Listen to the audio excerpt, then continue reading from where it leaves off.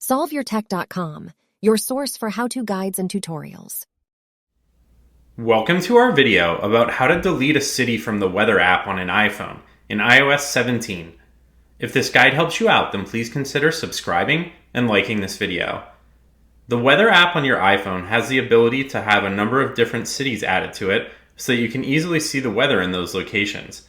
If you open up the weather app, you should see one city there, but if you swipe to the left, then you should see another, and depending on how many additional cities you've added, you can just navigate between those cities that way.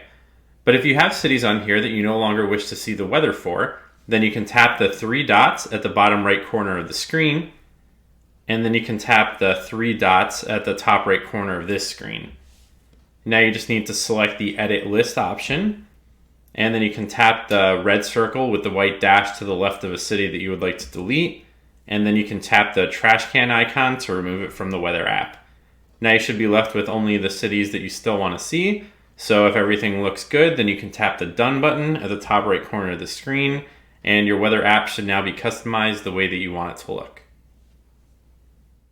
Make sure to like this video and subscribe to our channel to see more tech guides like this one.